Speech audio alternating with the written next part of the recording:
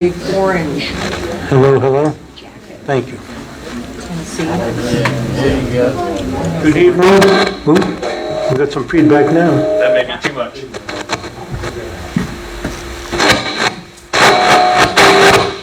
Test, test. Is that what they do in broadcasting? Test, test? We've got a connection issue because it's going from being real quiet to real loud. So should, Something's going on.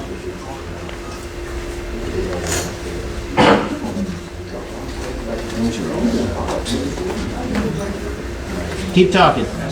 keep talking, he says, well, I'll keep talking, I don't know. Test 1, 2, How are 3. y'all? Somebody else talk. See if it's Test 1, just 2, him. 3. Dan, can you say something? Testing, testing. Grant. Hello. Ding. Testing, testing. Hello. Let's get some harmony here.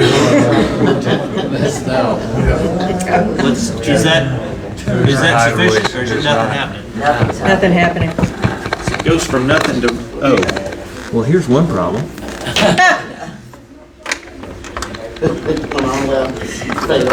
Let's plug it in, right, exactly. Imagine that. Now Imagine try. that. You hear That's it now? Dean. It's Dean's work. Testing, 1, 2, 3, Stop it. testing. You say something, Dean. Is it, yeah, that's working fine. Testing, testing, testing, testing. There we So go. this is okay? This is okay? Listen, I'm gonna replace your mic. There's one bad mic, I think. Hey, turn that off. See if that does any better. Hello, hello? No. Hello, hello? I'll just talk on We should be able to. Well, hello? We got unspecified technical difficulties.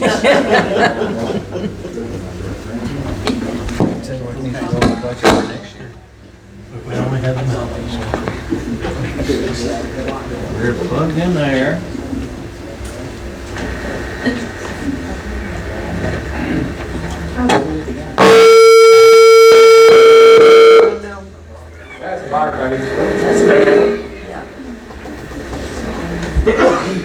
I make a motion that in next year's budget, we include some money for a sound system. Anybody second? It used to work. It's 2 years old.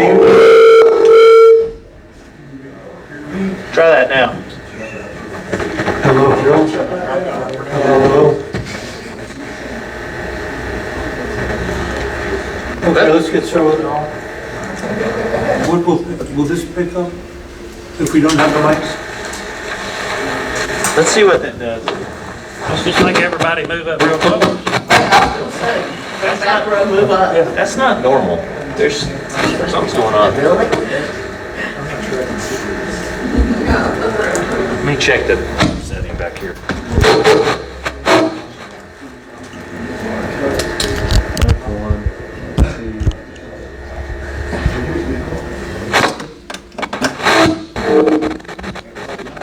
I think one of your cables is bad. Try just using one speaker and pull out the one. Well, we were having the problem with just one speaker because that speaker was disconnected. Right, so pull it. Take But I that. can't take this one loose because this is directed to the amp. Because I think that's what the problem is. It's going to be a cable over there then. I'm still playing a band. So you want me to unplug this one? No, I can do that here. Let's see what that does. Hello, hello? Just talk loud. Now is the time for all good men to come to the aid of their country. Nothing. Only Dean's is working. Just pass Shut it. it down, I have to talk about it. Best Dean's around. Free bird. Yeah, the rest works.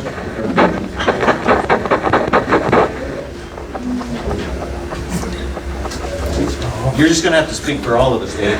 You know better than that. Is everything on? All right, just speak loud. It's on, we just have to speak loud and see what happens. Dean will have to speak loud.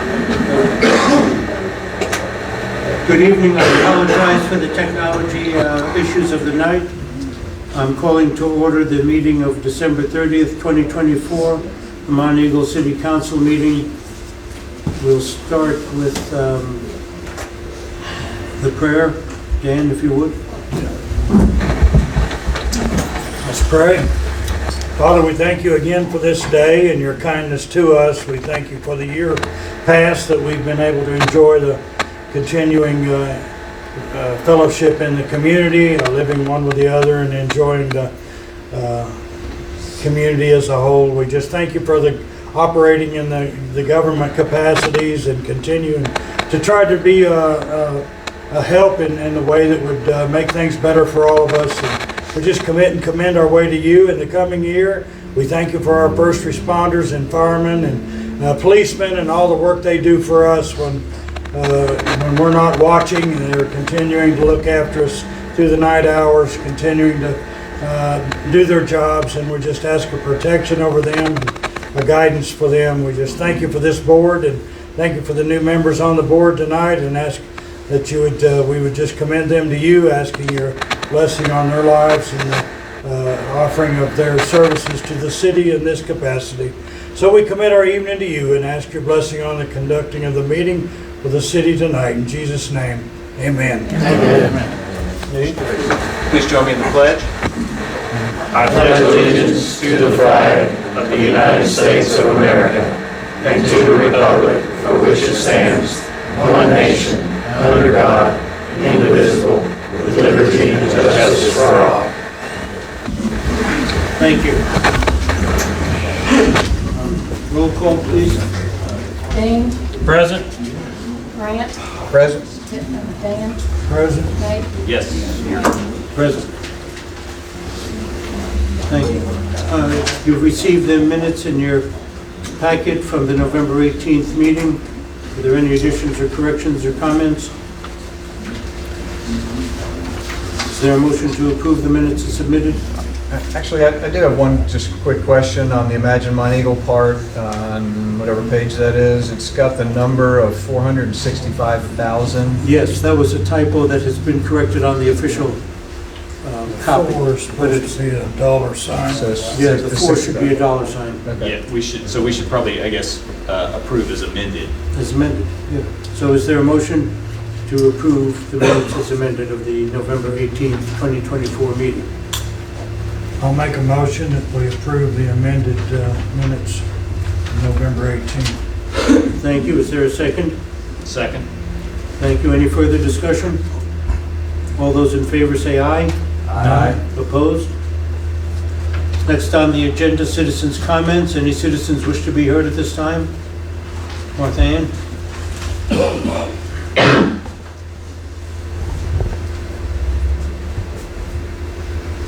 I know there's no mic, but this way I get on mine, right?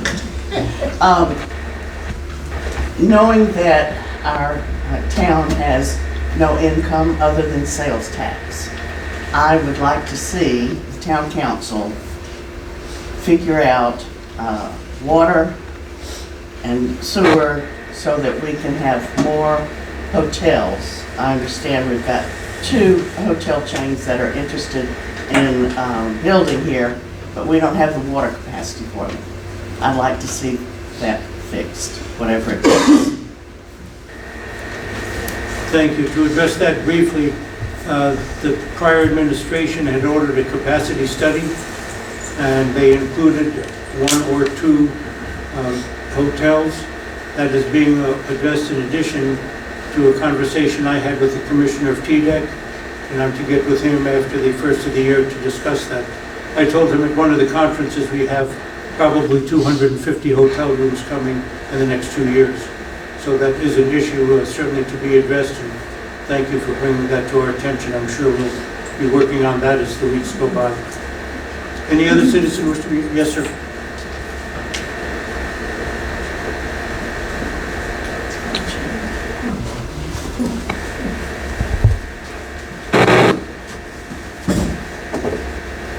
I would like to request that either the mayor or the council instruct the maintenance department to go out on Laurel Lake Road and replace missing reflectors or reflectors that had not been installed in the first place. I don't know if you travel Laurel Lake Road. I live off of Laurel Lake on Ridge Cliff. And those missing reflectors create a safety hazard, obviously when we have fog, and it's more a problem, it looks to me, around the cemetery and down by the lake, and then on up from the lake. Some have not been installed at all since they resurfaced the road. But I gotta tell you, and I know anybody that lives on Laurel Lake or off of Laurel Lake, you know it's a problem, and like I said, we've had some heavy fog recently, and I don't think it's something we can just delay. It's been delayed enough, but it is a safety hazard. And so I would strongly encourage, do whatever is necessary to have some reflectors placed out there, and particularly those that have been there and are no longer there. But all along the Laurel Lake Road, we need more reflectors. Appreciate it. We'll look into that. Any other citizens wish to be heard? Thank you. Was there a gentleman here about a sign of his earlier? I think he left. He seemed to have left after he talked to us, so I guess Okay. he didn't want to talk about it officially. Okay. But I did look back at the minutes, so there was a question about, this is, Travis is actually, the AJ will probably talk about it in codes enforcement. We can probably pick it up then. Okay. Thank you. Mayor's comments. First of all, and Police Chief Freeline will embellish a little bit, but we have two graduates that completed the police academy, Corey Wallace and Basil Cross. So I congratulate you on your graduation and look forward to your service to the community. So thank you.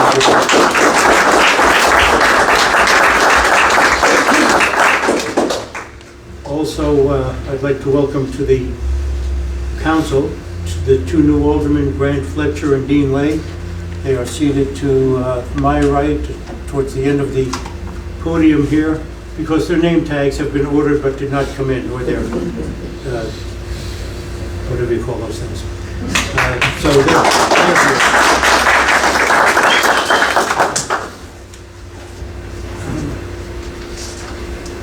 there are some other issues that I'll address later as we go down the agenda.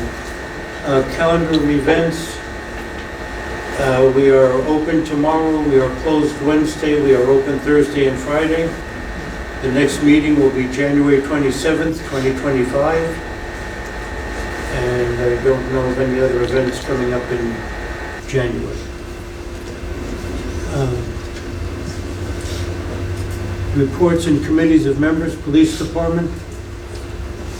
Yes. Hello, everybody. Hello. We got a full room tonight. It's good. New councilman. We're going to go over the report first, and then I typed up something overview for 2024. As you can see, the numbers look really good. I'm just going to go down to the ones that actually have a number beside them. We had 2 DUI arrests for that time period. And we had 10 citations. Basically, we had 4 citations, 6 were warnings, which is good. And the total number of 911 calls was 110. And our vehicle crashes came way down from that horrific number that we had previous month, which is pretty good. And I expected that number to be higher because of the holidays, but people decided to drive safer. One thing I will say, going forward in 2025, now that we've got our new officers certified and on the road, is we're gonna beef up. Speeding's decent. We do still have some hotspot areas, Laurel Lake, Trussell Road, areas of that nature, 41 heading to Tracy.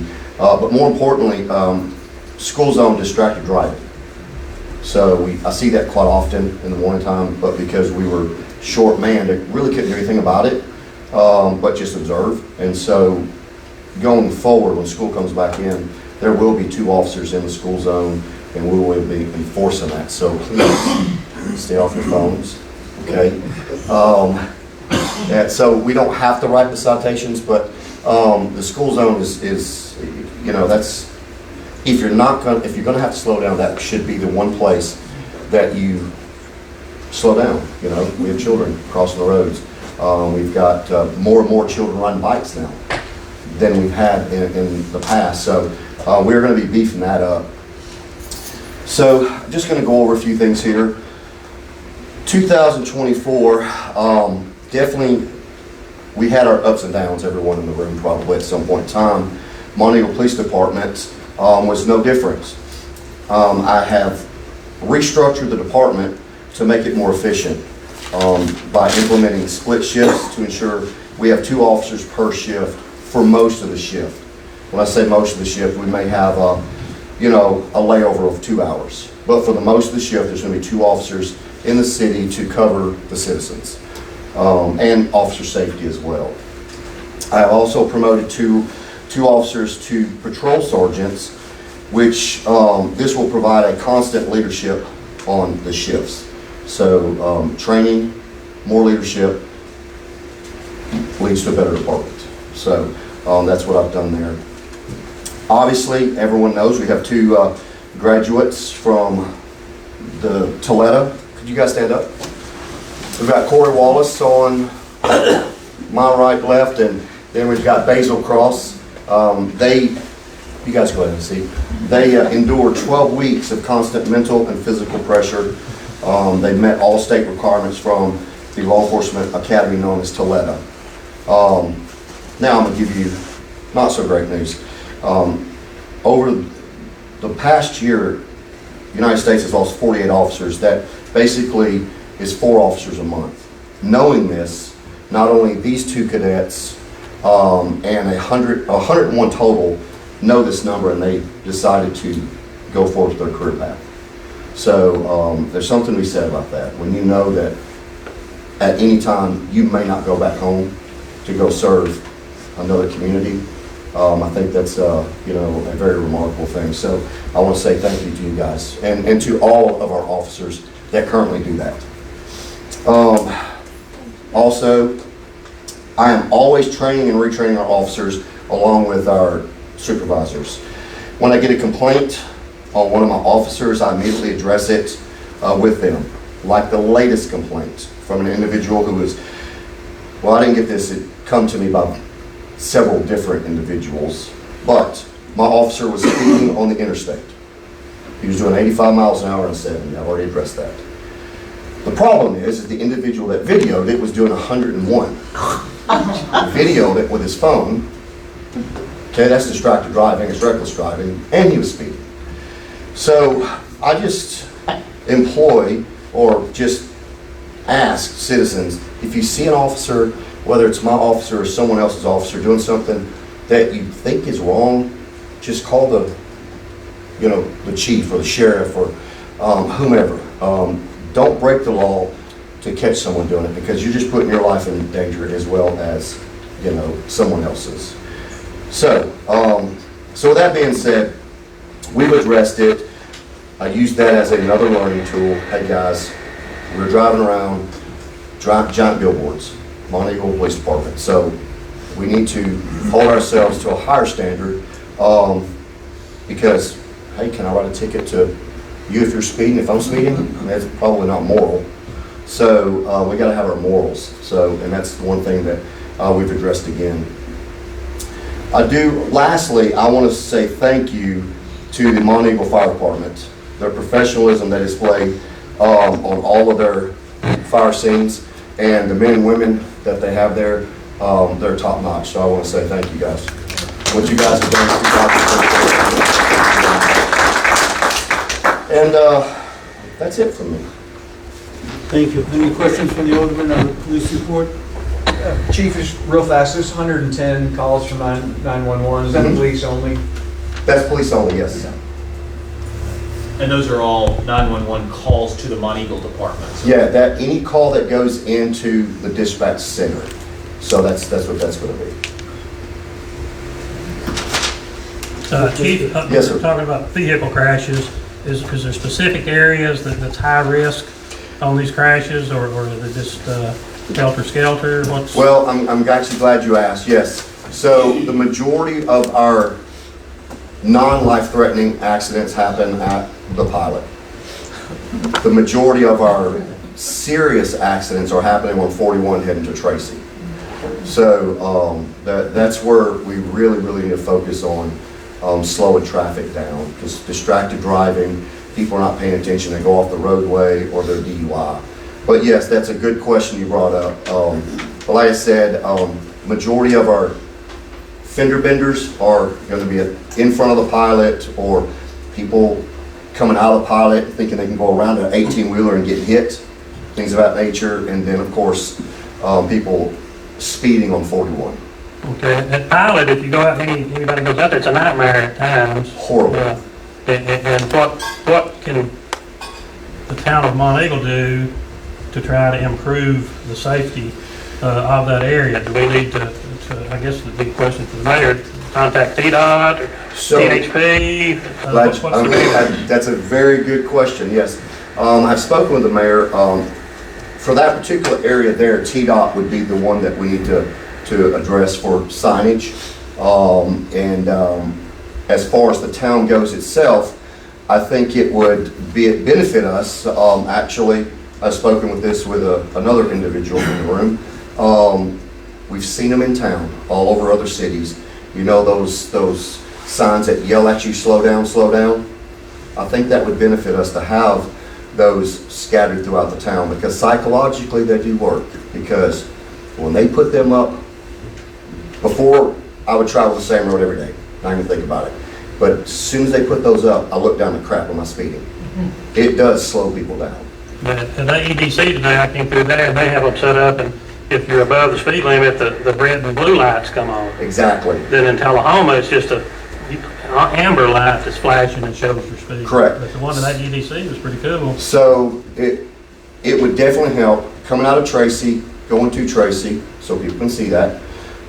Coming out of Swanee, same thing, going to Swanee. Trussell probably, and honestly, the other area, not a lot of people don't like this, is going to be Laurel Lake. Because Laurel Lake people, you can't go fast on that road. Even if you're doing the speed limit, depending on where you're going, you're still going too fast. So I think we need to address that so people can see, hey, let's just slow down. Are those flashing signs, are those city-owned, or are those borrowed from TDOT? I mean, where do those things come from? They're purchased. I have contacted TDOT on several occasions. They do not provide them to municipalities. Everyone that has them has their own traffic control organization where you can probably rent or buy for the city itself.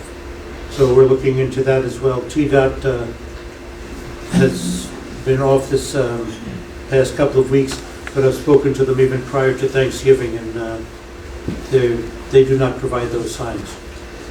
I wonder if that could be a kind of a shared sign or something with a couple of other local, like Tracy, and maybe even, I know Swanee has one. If we come into some kind of agreement to share those with, just kind of rotate them around a couple of cities if we have a cost problem. I've talked to a couple of vendors. They're not actually that expensive, and you can get some permanent mount ones, so you can buy multiples as a package. And the thing that the vendors have been telling me, which I just hadn't realized, is not only do they have the psychological effect of slowing people down, they also have data. Yes. So the police department can go and put a USB drive in them and pull off, and it will tell you how fast people have been going, when they have been speeding, And we can share when that. they haven't, so that with limited officer resources, the officers can know, oh, I've got some consistent speeders between 10 and noon at this location, and can go out there and actually have a radar So it does away with some of the concerns that we had, that the community had about the ones that actually write tickets. Right. But it still gives the officer some information to be able to go out and there are a bunch of different vendors. The ones that move are actually fairly expensive, but they're stationary solar powered ones from several different vendors that are not bad. Well, the chief and I will continue to work on this project because it is important. And as far as mobility, just put them on the town lines and see if that doesn't help somewhat, but we'll continue to work on that, chief. Chief, back to the Comments or pilot. questions? Back to the pilot. I'm out there, by there 3 or 4 times a day. And during the high peak hours, there's tractor trailers that park on the side of the road out there as you exit off of 135 there. On the ramp? On the ramp, plus out on the highway. Yes. Right there in front of where the cattails are, where the fence is. Yeah. That cross the road there, there'll be 2 or 3 parked there. Are we have the authority to ticket those people for illegal parking? Used to, the TCA said you could not park on the shoulder of a road unless you were disabled vehicle, and a flat tire did not constitute a disabled vehicle. If it's off the ramp and in the city and on the shoulder, we can. I actually spoke with several THPs, and I don't know why they stopped doing it. Don't know why. Across from, let's say, Taco Bell, that little area there, we try to tell them, hey, you gotta get out of here, you gotta get out of here. When we make contact with them, they too tend to move. They've been doing it for so long. I think it would benefit us that if we could put a sign throughout there that says no parking. There's about 10 out there where I'm talking about. Oh, you're talking about over here on this side? I'm talking about on the right-hand side before you get to the on-ramp at 135 there, where TDOT uses the lot of Yes. there, and then where you're talking about back in front of the ballpark. Yeah, and everywhere ballpark, out yeah, there. we have that there. There's multiple signs. Yeah. On the on and off ramps, which is out of your jurisdiction, there's signs that says no parking on ramp. Right. And you can go out there of a morning and there'll be 10 or 12 on each ramp. And sooner or later, somebody is going to hit the back of them and cause serious damage or injury. And I don't understand what's in the city, why we can't solve that pretty easy. Well, I can write a ticket to 1,000 people, I don't mind. Yeah. But the last time I wrote tickets, I got complained on. I do. 1,000 tickets. The people you're upstairs do, or? No, multiple people. So I can write 1,000 tickets if you want me to. Still not. Well, I want you to fix- say, I want you to still not make gonna that fix- safe out there for I the want it safe citizens that too. travel through there. Correct. And you've already said that that's a high-risk area, It so is. I would think it would merit higher patrol or more attention and try to solve that. And if we can get with TDOT and get them to do a study, and if it needs a center turn lane and widened, and I think it needs to be marked. Yes. And you've got a city water line out there or something out there is leaking, used to leak all the time. Is that still a problem, or? It's not leaking at the moment, but yeah. Still in the road? It needs moved. Yeah. So what happened was when the road got widened, they put the lane on the top of the house. Okay. But I definitely 100% agree. More attention needs to be done. 100% agree. Okay, thank you. Okay. Thank you for that, for your report. Next is fire department. Good job, Chief. Yeah. Chief? Yes. Thank you.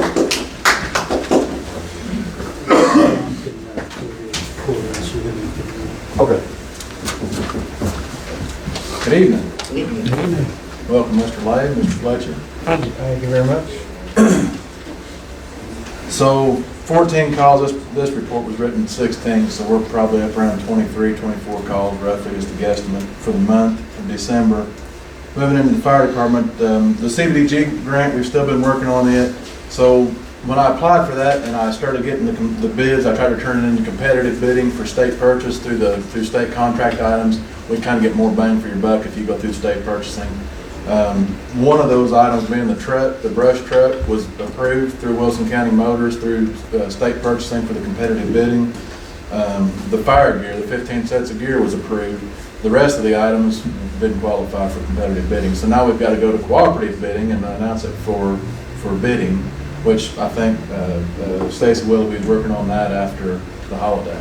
So that's where we're at in a nutshell for that.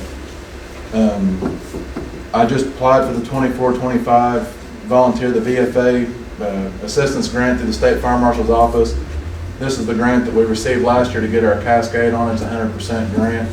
That grant this year I put in for $60,000 to go towards a decontamination washing machine, basically for helmets, boots, any kind of hard items that we run. If we run any kind of hazmat calls or anything on the interstate, even any kind of fires, we can put our hard lines in the washer and kind of prolong the life of them and decon them.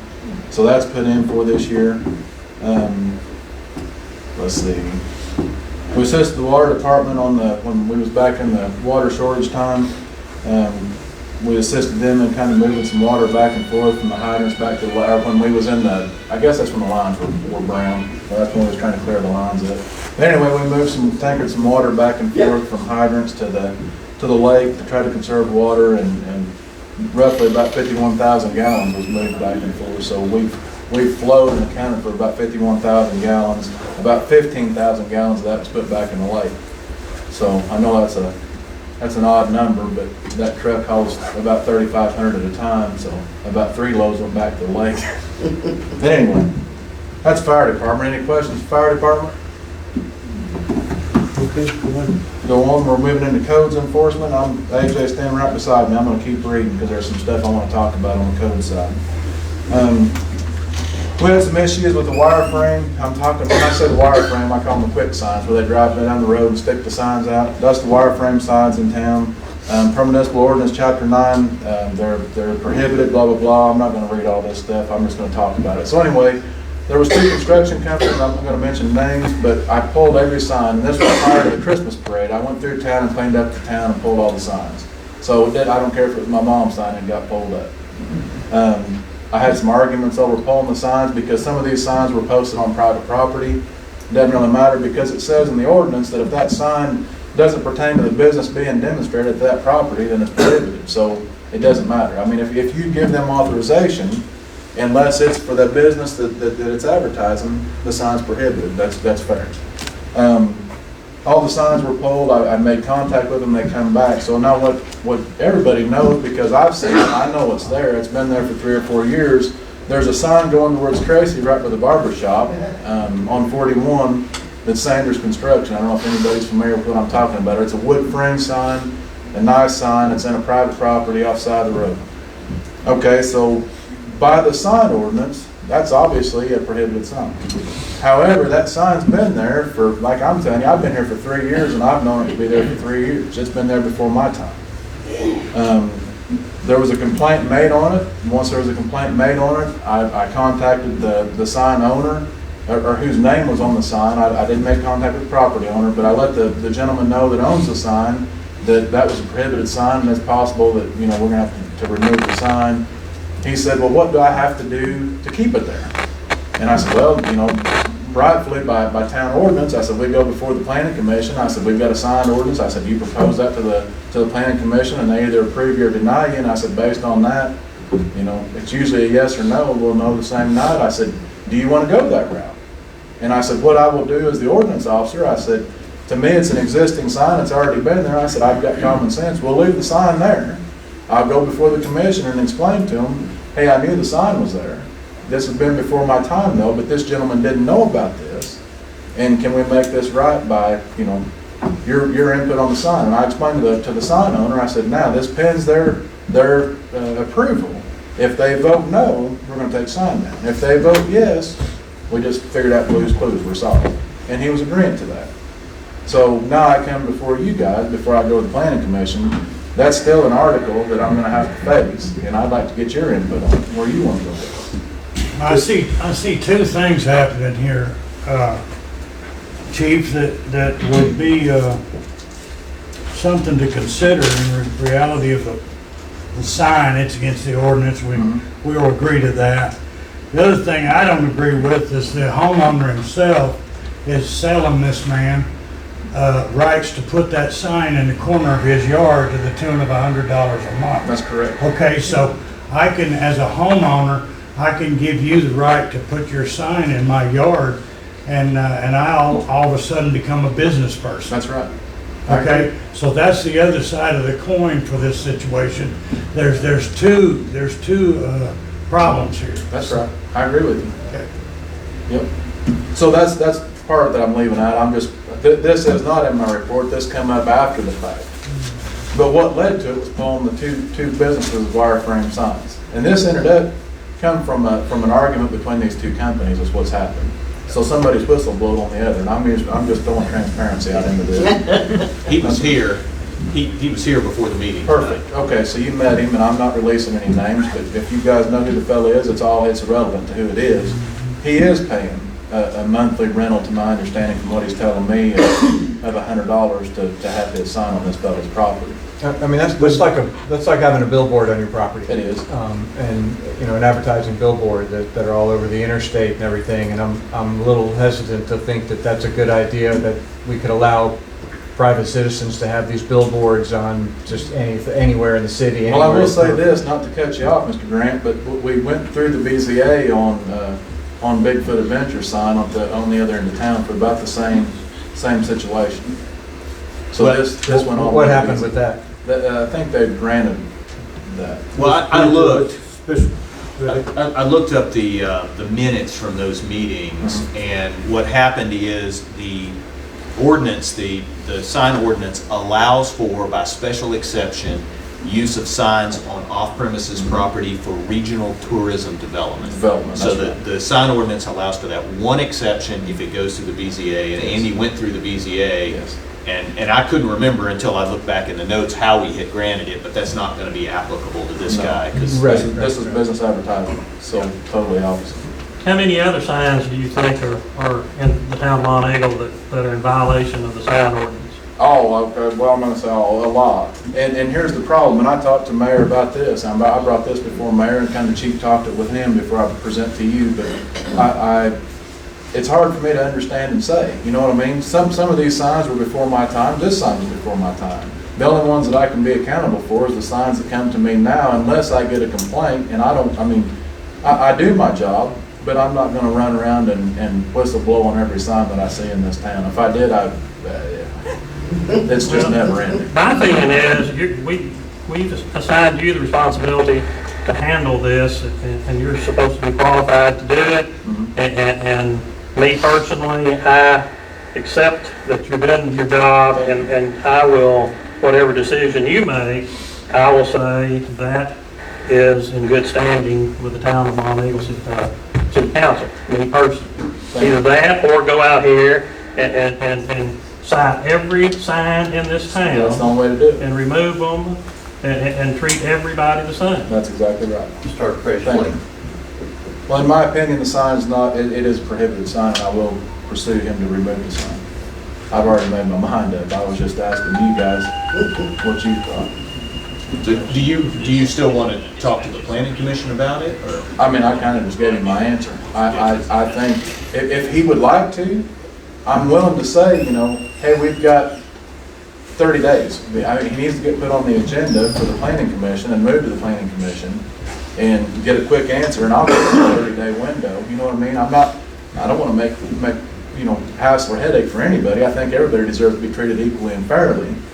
But if we don't have an answer in that 30-day window, then I'm going to ask the sign be removed pending the outcome further down the road if we're going to BZA or whatever. When he was here before the meeting, we have his contact information. I told him that I would get with you, and we would then in turn get with him and give him his options Right. and the decisions, and take it from there. If he wants to come before the planning commission, Perfect. Okay. I'll contact him and all tomorrow. that, well, let you and I talk first. Yes. And then we'll put a call into him and take care of that. Thank you. What would he come before the planning commission for? Yeah, I agree. Why does the planning commission have authority over that as opposed to our codes enforcer? To I guess, see if he can put the sign up. If he's wanting to keep the sign there and he's wanting to install the sign there, you know, I guess does he not have the right to go to the planning commission for that? Yeah. Because I can already tell you, if he does, which he should, if based on, and I hate mentioning names, but the Bigfoot sign was kicked to BZA, and I can already tell you, Nate recited it for me, this sign does not qualify for the exception. So I think all he could do at the planning commission would be request that they That's all. recommend to us that we change the ordinance. That's it. But in all fairness to everybody that has a sign, legal or illegal, when Mr. Bagstock came before the planning commission, I was here at that meeting. Yes. And that was talked about on the exception, and that was, he presented that as a sign that could have other vendors That's right. on that sign, Yes. and it was going to be a benefit to other businesses. Businesses and yes. And then I drive by there one day and I see the sign, but it's not what it was represented at the planning commission. So is that a legal sign then? The Bigfoot sign or the, Yeah, I mean, I'm assuming you could put a sign up there with four faces on it. if you, as long as you're promoting Yeah. As long as they were tourism related. Yeah. So that was the. And that's where caveat. that sign was granted the exception, was the promotion of tourism, and, you know, because I remember that I was with you, I was at the meeting, and, you know, sending them to Dutch Make back here, sending them here, sending them there, I was promoting tourism within our county. And this sign that's up there now, I can't hardly read it. It's not, to me, it's not a good layout on the sign. What does that business do? It's construction business. Home construction, Yes, that's remodel, or new construction? Okay. If I may, just for clarification, are we saying that a property owner cannot have someone put a sign on their property unrelated? What is the feeling of property owners? That's what I'm wondering. I think we're asking Travis to enforce the regulations as they are currently written. Yep, the regulations in chapter 9. Which- It's not permissible for a That's fine. property owner to do that. So we're all comfortable with that? Yeah. Okay. And we'll finish this tomorrow. All right. Anything building inspector opposed? Codes, I'm sorry, I didn't mean to steal your thunder, I just wanted to explain that to him. Yard sign, yeah, we're chasing yard signs as always, that's what led us into this. Anyway, that's a nutshell of codes. Anybody have anything on codes you want to ask me or go over? The motel fire sign? Yep, I'll get to it. You want to go for it now? No, So the as long as whenever. Yeah, motel fire. The motel fire, so we lost Mountain Inn in a commercial structure fire back in the beginning of the month. I think there were 2 firemen that was injured, suffered shoulder injuries, and there were 2 occupants that the fireman rescued and was treated for smoke inhalation. Everything checked out perfect with all 4 of them. You know, everything was good on it. Pursuing it as a reckless burning case, it was an exterior fire that progressed inward. It's still under investigation for insurance reasons. As far as criminal investigation, it's over with. I mean, we're waiting on somebody to come forward on it, but it was a reckless burning fire. The motel was damaged, so when these guys were fighting the fire, that hotel has steel doors and card readers, like a typical motel have. As quick as the firemen were getting in, PD helped them clearing these rooms out, the occupants were going around the building, coming back in the other side and going right back in the building with the roof on fire. So after this kept going, I told the fireman, I said, this is a very huge safety risk. Bust the friggin' window so we can reach in through the window and turn the doorknob and open the door, because it took forever to force a steel door open. So they went through, just like I told them, and busted every window out for life safety issues to get people out. That's when they found the 2 victims upstairs, is when they busted their window. Now that building is, you can imagine if those of it's not driven by, it's sitting there wide open. Nothing's been done with it. I've not heard anything as far as the property owner contacting the insurance company. I think TBI was also working on that side of it. Last week, I don't know the exact date, I served on paperwork for temporary condemnation. I've condemned the building. They've got till January the 6th to come back and meet the guidelines of this condemning. And all I'm asking them in this first step, in the first phase, is to board up the windows. The roof structure, roof members was left loose and unattached. That's a life safety. That's public parking lot. I'm afraid that the wind's going to blow it off and strike a kid or something on it. I want all that stuff secured. So far they've been compliant. I drove by and looked at it. They're making a little bit of effort on it. I've got some stuff to meet with them on. I'll go back on January the 6th and kind of fine tune all that stuff. So that's kind of where we're at on it. How did that ladder truck work out coming? It worked out great. That's 4 fires on that ladder truck that's sitting in Brindley Mountain that we've missed out on commercial fires. Do what? Yeah, January the 1st, Lorraine. All right. You gonna come ride the truck with me? It was our spirit. Make sure it runs. All right, if we could continue. We're moving on. So yeah, that was the motel fire. Any other questions on that? Can you real quickly, just for everybody's sake, kind of go through the timeline of, I know this first phase, you go back and do the inspection on January 6th. At what point do you either see enough progress to lay back or go ahead and kick So this into the higher key gear? contributing factor right here that falls into building inspections as well as public safety is that building, if we're 50% of the appraised price of that building, if they're 50% or greater, that building's condemned, we're done. I mean, that's the magic number. So again, being presentable to the property owner. Right now, I'm more worried about the public safety mitigation on it and getting the glass secured before the kid tries to reach in there, or if even an adult rips their arm off on a piece of plate glass. Are they going to comply with that? That's all I'm asking you to do right now. Yeah, so I mean, like, what are the dates that you've got, what are the milestones you have set up besides January 6th? January the 6th, we're going to go back, re-inspect it, and I need to know their intentions. Right. But by town ordinance, they have 6 months right now. That's what I was looking for. Six months from when you issued the letter. That has nothing to do with the condemnation. 6 months, the town ordinance that you have any burnout structure, you have 6 months to remediate. And have they been made aware of that 6-month timeline? Absolutely. Okay. Yes. So if they present a plan within that 6 months, do they need to bring it up to current standards? Or That's can exactly, yes. It'll, Yeah, so I'm leaving a lot of I'm just touching on the basics of this condemnation stuff. So there's a lot that goes into this condemning of the building, right? So they're also going to be held to the standard to bring it up to current standards. So that building's going to have to be, right now Monteagle recognized 2018 International Building Code, International Residential Code. So that building's going to have to be brought up to the current code standings before it's issued a letter of occupancy to reestablish occupancy. Does that kind of answer where you're at with it? and you'll make that condemnation, the permanent condemnation determination based on the lost value after January 6th during that 6-month process? Yes. Yeah, I'm kind of, the ball's in their court right now. I've not heard anything. They've not submitted this to insurance or anything to my knowledge because they're supposed to give me their insurance information. That was actually given to me by TBI. They've not disclosed anything. Are they the same owners as the Super 8? Yes. So, and furthermore onto this, you know, that's a hot spot anyway, and I'm not picking or saying the wrong thing. I'm speaking facts. That's a hot spot anyway for squatters. I'm talking about the old gun farm out back, and everywhere around that hotel, we've fought squatters and tent camping and everything else. So, pardon? Well, I mean, that's your opinion.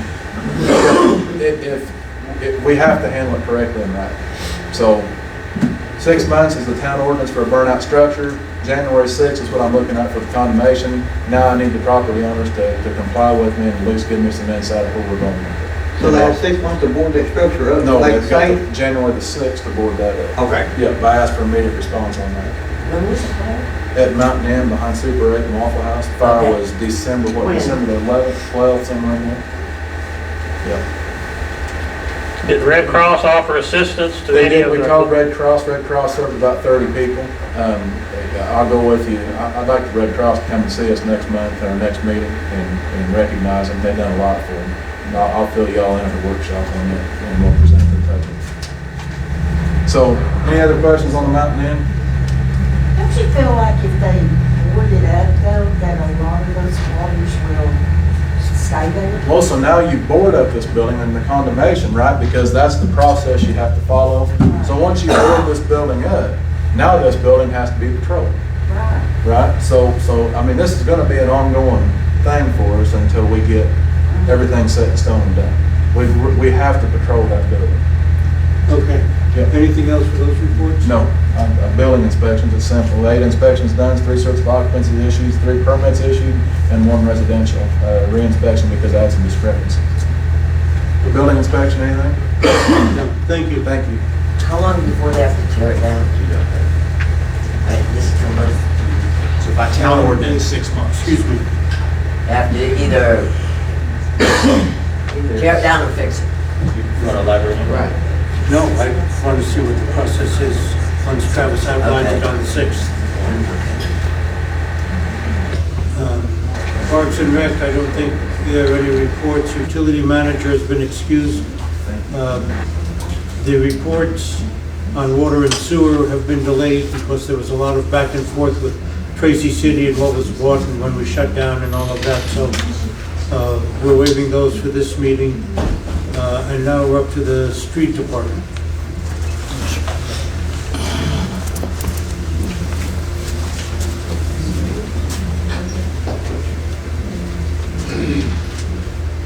All I had was about the leaf packing we talked about. Okay. I think y'all got the stuff on it. Old truck we got is one we had bought from the assembly. Was wore out when we got it, so this is just cleaner ditches where people blow their leaves out in the ditch and stuff like that. Y'all got the prices on the one we looked at. And we have 3 comparable as far as equipment ranging from $35,000, which is in Illinois, $27,000, which is in Lincoln Park, New Jersey, and $29,000 in Wayne, Michigan. Those were researched as comparable units that fit what we wanted to buy. What we're talking about is basically a leaf wagon behind the truck, and that price is $12,000 even. It was $12,750. Keith went up and looked at it with another individual, and they got it down to $12,000. Now I'm going to make some comments on the leaf thing, if I may, Keith. First of all, we tried several ways to fix it, to finance it, to maintain getting the leaves out of the ditches and therefore out of the culverts. If you don't do that, you'll have street flooding and other erosion problems. But besides all of that, you have a service that we're performing. Not every homeowner bags their leaves. There are a lot of leaves in ditches from a lot of the homeowners blowing the leaves from their yards. So that has always been an issue here. With leaves too, as you know, sometimes you've heard that they're slippery when wet. Sometimes you know if they're very crisp and dry, you park a vehicle that has a hot tailpipe or some kind of underneath, and you could be subject to a fire. So there are reasons that we continue to maintain leaf collection. It's an issue, but it's something that we wanted to deal with. The $12,000 gets you a 75 horsepower John Deere engine, hydraulic tilt wagon, and everything that we need that we think would do the job. So that's the history of it. I would accept a motion to approve the purchase of a leaf pack wagon of $12,000 to be used. Mayor, Is there a motion? Mayor, didn't you tell us you were going to already purchase it under emergency? Don't we just need to ratify? I spoke to him, he's ready. He will hold it till tomorrow. And I wanted to do it as properly as possible. It is basically an emergency because we have no leaf collection system.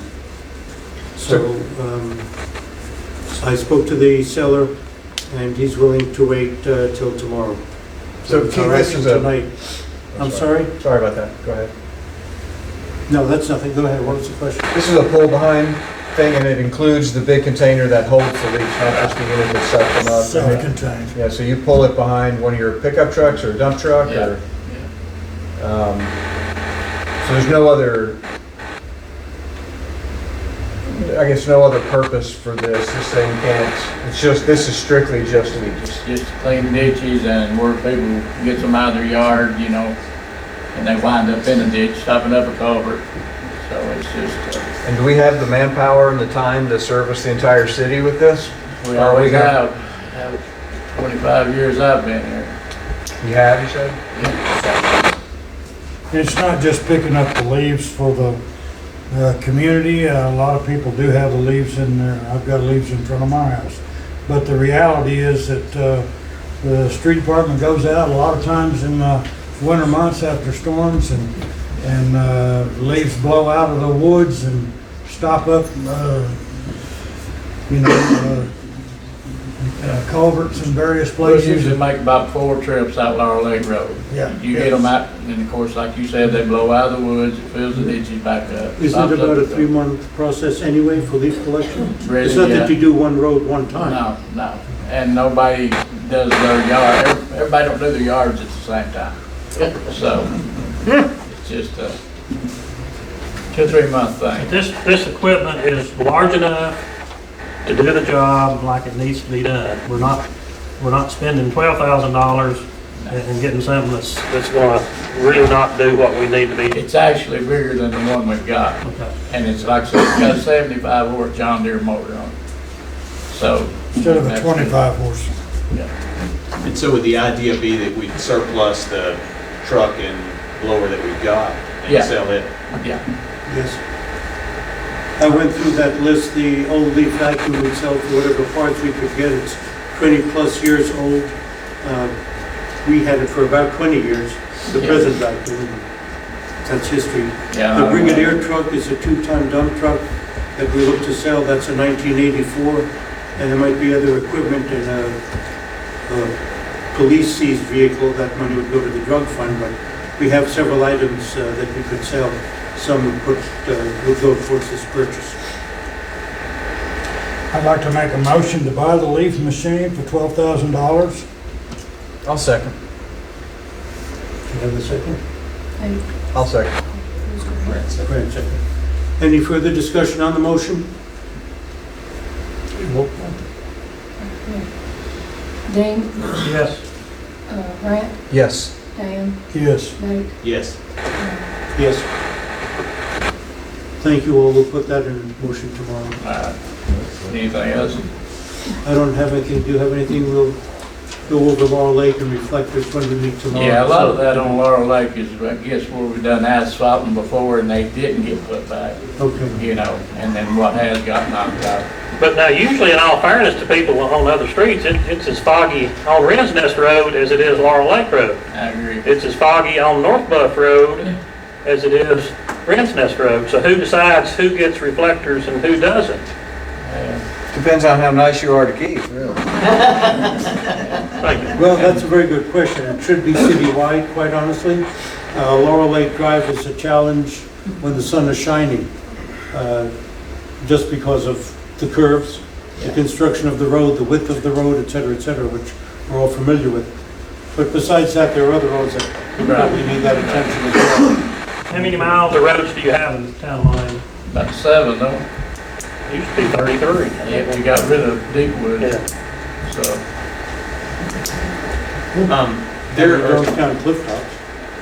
And then, I mean, part of your road, that's county road, so you got to talk to somebody else about your reflector. I was talking about down to the creek. Nate? there are some lights on the walkway that are out between King and Wood, whatever North Bluff's called before it turns into North Bluff. I never can remember. Lee, Yeah. Lee. We Yeah. talked to Keith Henley. Problem is finding some blowers for those, to fit the bases on those old lights. And Keith's supposed to be coming up with something on that. Okay. Because they're, like everything else, they're old too. You know, that's a good point, Keith, thank you. They used to talk about the 20-year cycle or the 20-year lifespan of some equipment or some things. We're way past that on a lot of city equipment and facilities. So little by little, we're playing as what I've called catch-up. We're addressing issues as we can, as are necessary. It's an ongoing process, but like to the last point about the sidewalk lights on the street, they just don't make those globes anymore. There's nothing that fits the top, so they replace the whole pole and globe and everything, and that gets pricey. So we're looking for different ways to solve the problem. It may not always work. That might be, so a couple times a year, we do get streetscapes grants that come up and open. That might be an interesting option for a streetscapes grant to upgrade those lights, particularly if they're obsolete. That'd be a pretty good. Well, I know you're going to address that when we get to major money, as far as sidewalks, street lights, and that whole area. But, okay, that's all for you? Yeah, Thank for you. me. Yeah. Thank you. Okay. Planning Commission is going to be meeting the first Tuesday of January, and they'll be dealing with some issues. I would encourage attendance if you have the time to do that. Beautification in the tree board, Martha Ann?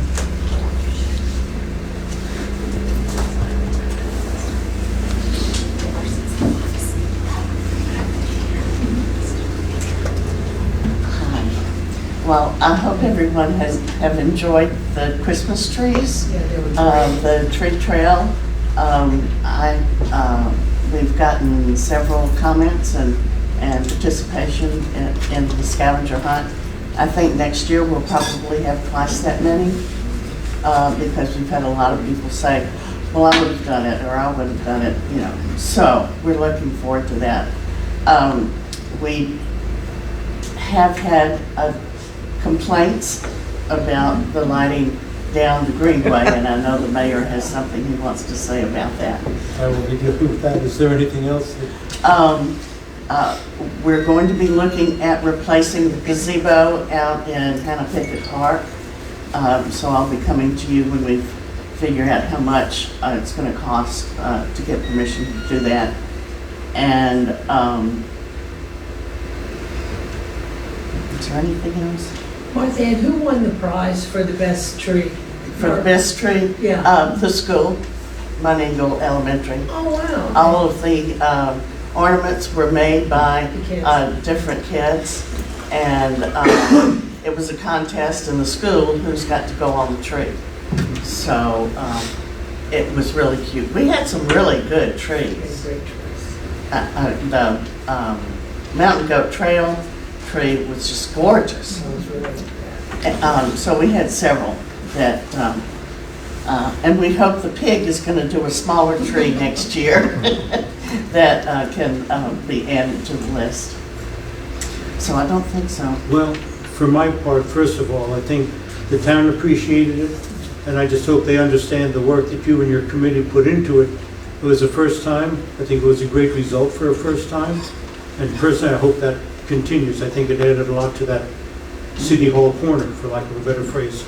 And if we relocate it to another place, based on whatever we decide, that would be fine too. We have to have electricity.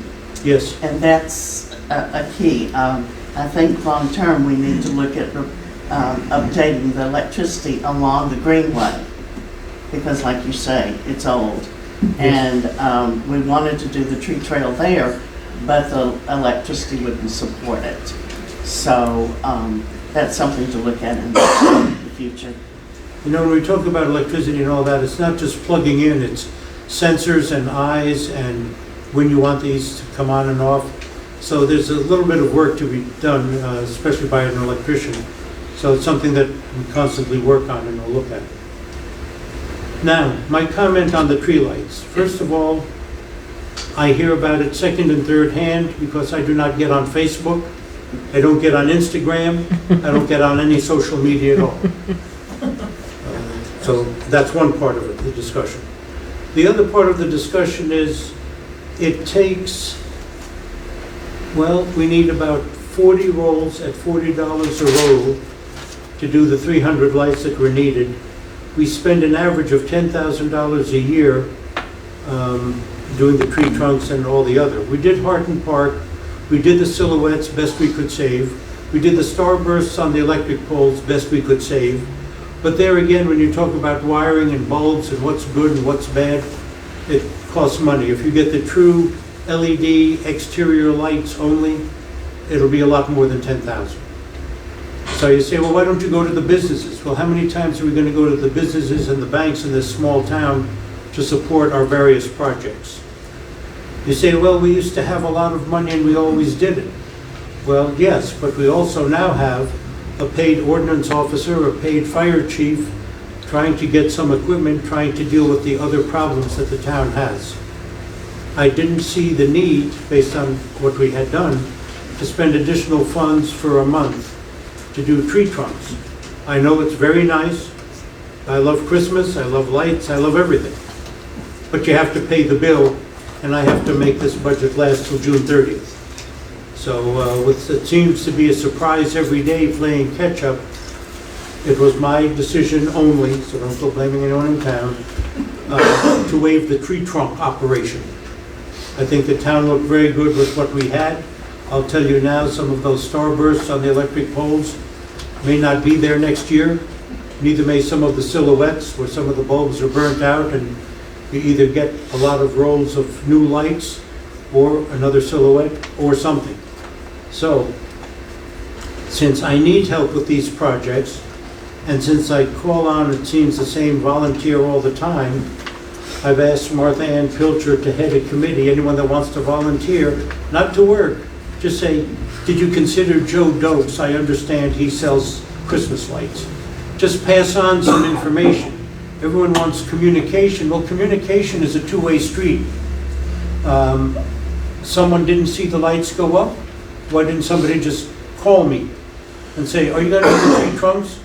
Instead, they get on social media and have a field day. Well, good for them, and they're entitled to do that, and that's wonderful. But to try to run the city and play catch-up and have volunteers do some of this work and trying not to go to the same businesses and banks that always support us, I thought I had made the right decision this year. Next year, with a new budget, and hopefully whatever input you give Martha Ann so she can research these things, we'll be fine. This year, I apologize, but it's a decision I had to make. So that concludes my comments on the tree lighting. Can I make a comment? I volunteered to help decorate How, the what? town. I volunteered to help decorate the town this Christmas. Good. And was told that I would get no money to do it with. So I didn't do anything. Well, the park got decorated. I'm saying I didn't do anything. Oh, good. Well, I understand, that's fine. And thank you I just for your want you to know I past, volunteered. thank you for your past contributions. We can certainly talk to Martha Ann that is now heading this, and we'll see how we get it done. Hey, Martha? Yes. Martha Ann? One thing we looked into a couple of years ago is trying to explore some of these new laser options, because they can project light onto the trees, and they don't require the labor to put the lights on, and they can be reused each year. Good, so if you can pass that information on to her, she can research that. Yeah, I don't, Good. I don't know that. Well, because I didn't know that either. Is there some organization that does that, or some vendor, or somebody? Walmart? Yeah, they sell them at Walmart. Oh, okay. But I don't think we should be buying things for the city from Walmart or Lowe's or Home Depot. They're not, the grade. Commercial grade? Commercial grade, thank you. We need to buy commercial grade, which is a lot more expensive. I know that, but it will last longer. There are also companies, I know there's one in Shelbyville and one in Huntsville, that will come and decorate and take the lights at the end. I don't know how. I reached out to them my first year on council, and it was too late in the season to really explore it, but it's more of a lease option, and I don't know what the costs are. Well, if you could pass those names on. Yeah, that would be helpful. Okay, you're up. Imagine Monteagle. Well, we have been working on selecting a vendor. We put out a request for qualifications to have a consultant come in and review our zoning ordinance and our zoning. We got 2 responses. The first group, which is out of Atlanta, is going to be here next week. I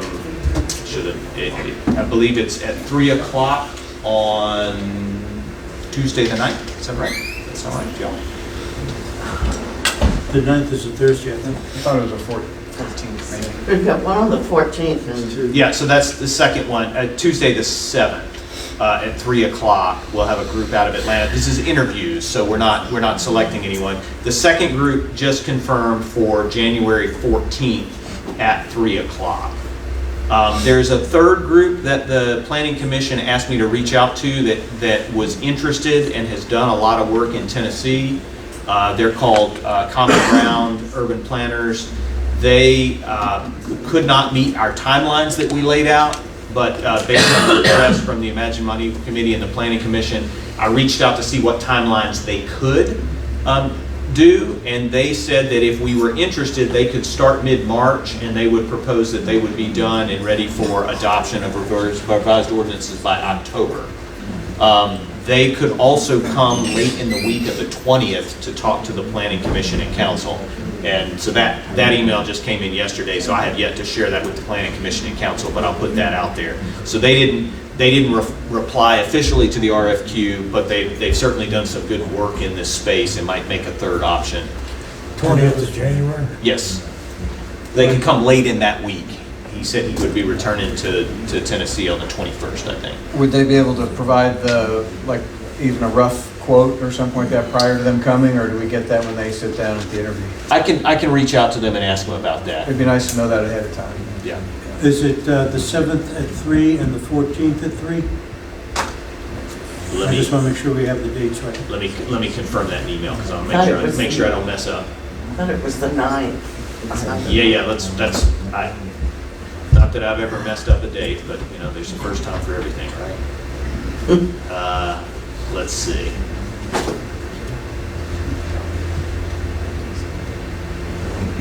Interviews for planning.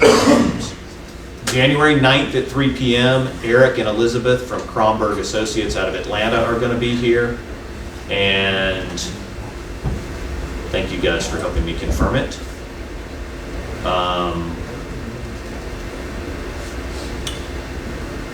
The second firm confirmed with me yesterday, and let me just read it straight from the email so I don't mess it up.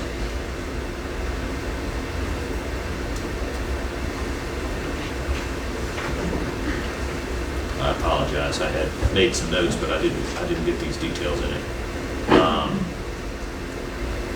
Well, you can send us emails from... The second firm, which is Town Planning and Urban Design Collaborative LLC, has confirmed for January the 14th at 3 p.m.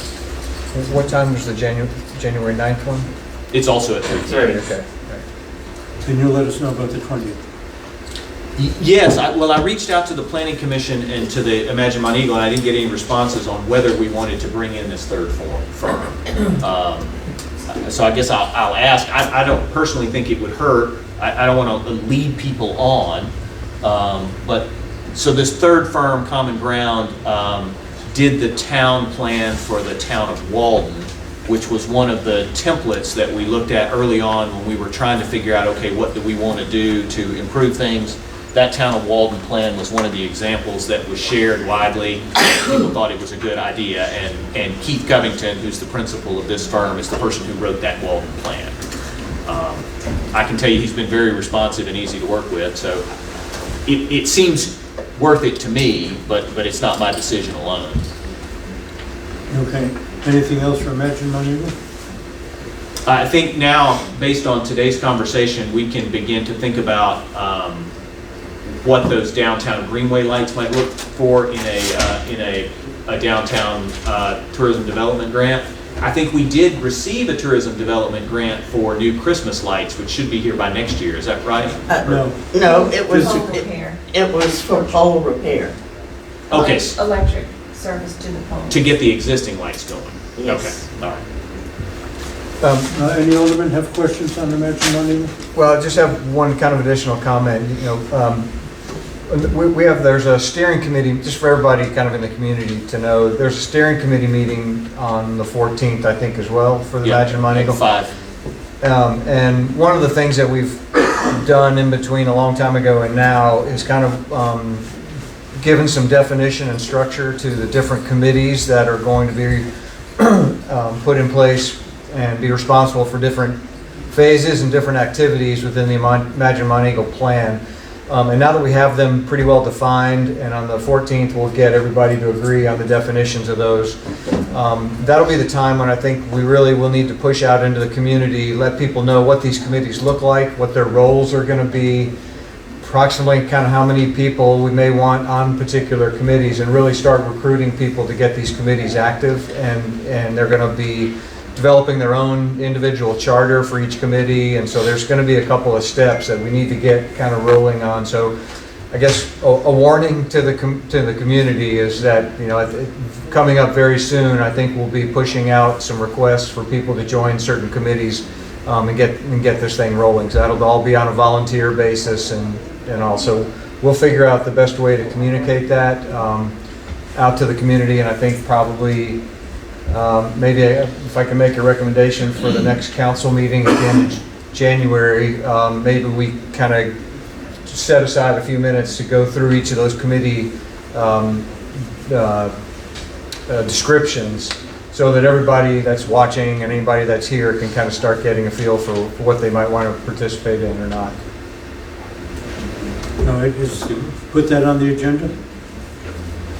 Grant? Grant, put that on the agenda, is that? Oh, yes, please, sir, yes.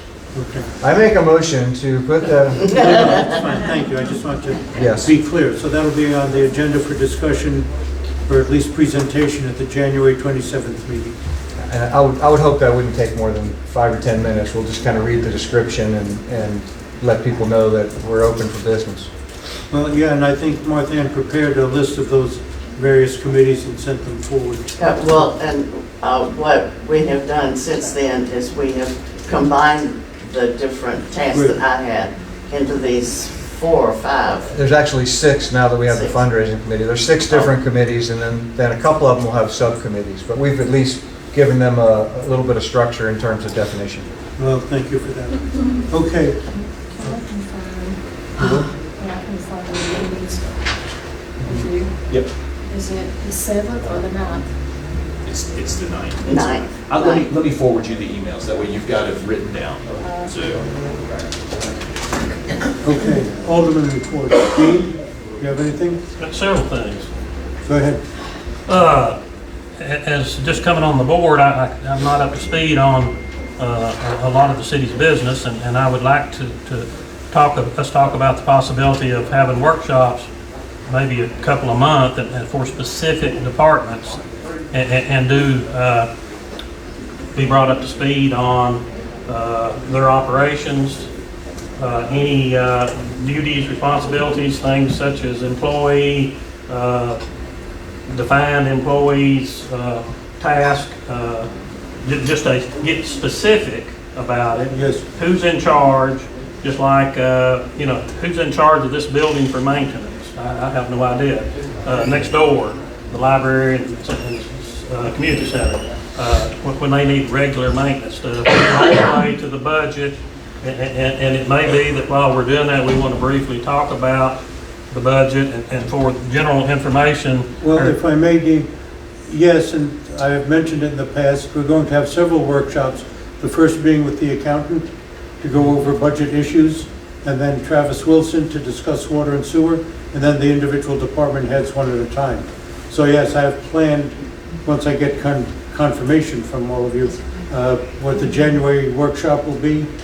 And if there's room for a second January workshop, we'll bring in Travis Wilson. So yes, that's an excellent idea, and I want to continue that workshop meeting where it's one at a time with real questions and comments.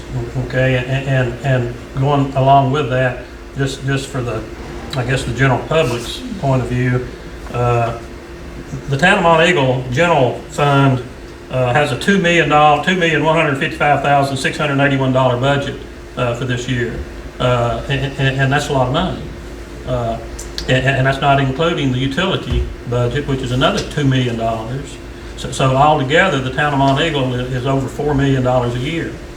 And sales tax is the big driver in the general fund. And according to I'm looking at the budget that I was given, copy of the budget. In 2018, local option sales tax was $567,439. It's estimated this year that it's going to be $954,000. And of course, I assume that's due to inflation, and we don't have extra money to spend because everything we buy has gone up under the inflation. But my point is, we spend a lot of money. And the time to figure out all these things that we're talking about we don't have is at budget time. And I think the last time we only talked about percentages. I was here at those budget hearings, and dollars were never mentioned. And I think if we deal in dollars, the citizens will have a better understanding of the money this town receives and what we spend and where those dollars go. And so, as my good friend the mayor used to say, just for point of information. And then another thing, 911 contract, we were originally said we had to notify them, and that was originally why we were going to meet, that the council had to take action on notifying. We got a letter from Don Hutchison, the director, extending it and then basically waiving the 180 days. He took it out to March 31st, I think it was. So, And there's a meeting too coming up that we were going, There's a some of meeting. us were gonna attend, that was gonna give us a better idea of exactly what they're doing, what other people are doing. But that letter just extended it to March 31st, correct? Yes, And the contract expires July or June 30th. June 30th, the end of the Okay. fiscal. So do you feel like we're going to be able to get this worked out by the March 31st deadline? I We're don't gonna think get so, a- based on, well, as we have discussed, Marion County input for their share, and also going to their meeting, we'll pick up some information, I'm sure, as Grant just mentioned. We plan on attending that 911 board meeting. I would hope we would have a number in place after that meeting so we could vote on this at the end of January. I just don't want us to get crowded out and say Exactly. we're on a March deadline when we could be on a June deadline if we voted to give the notification like the contract says.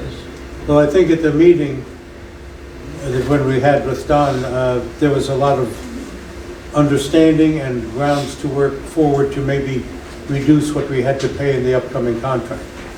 And that's part of this whole investigation. Okay. Yes. And then the next thing I have is Dean, can I Sure, go follow up ahead. on that 911 contract? So when Don came, what we learned is that the amount that we are currently paying was an estimate based on a lot of different things. One of the most important estimate that it was based on that has changed was how they get funded from the state. So they're in a different position from that contract. And the present contract is 4 years old. Yeah, and they said that the reason that Monteagle was paying is because, and I think this is valuable, and so I want to make sure the public understands this, the Grundy County EMS and Grundy County 911 receives the calls for all of the citizens of the town of Monteagle, regardless of whether or not they are in Grundy County. So that increases our response time.